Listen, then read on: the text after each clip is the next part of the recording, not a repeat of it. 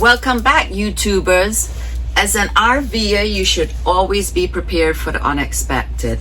Everyone should be prepared for the unexpected, especially for hurricanes in the month of September. This is prime hurricane season. So follow us on what to do if you're an RVer and in the path of a hurricane. Don't forget to like and subscribe.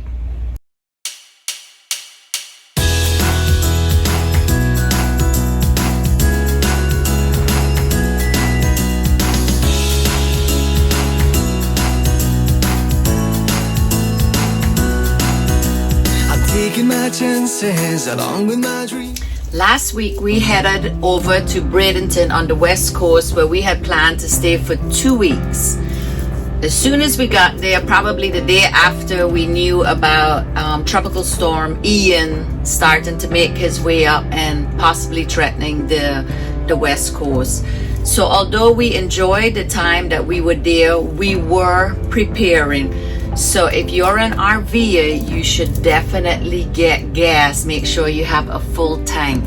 Fill your propane, fill your water tanks, fill your drinking water. On the second day, I went to Walmart and stood in line for like 2 hours. Water was already sold out. I had to fill my jugs with water. I take a video of the line. Everything. So this is the only water choice, is buying a bottle and filling it yourself at Walmart. And the line is super long. And here's my new friend. What's your name? Leslie. Leslie. Nice meeting you, Leslie.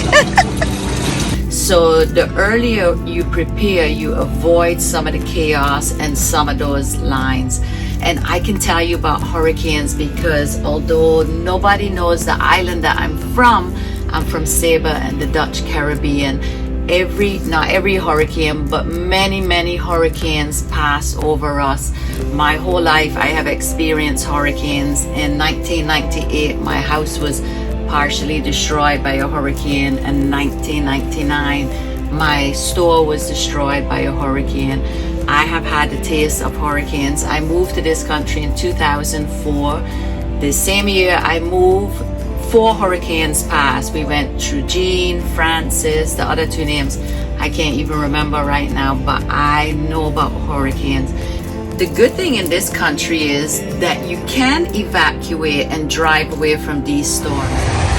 So when you're living in an RV and you're on the west coast of Florida and a storm is coming, you just pack up your home, attach your car, hit the road and head for the opposite direction. We are heading to the East Coast today.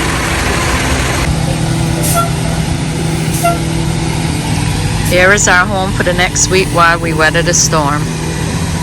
And we got here just before the afternoon storm started.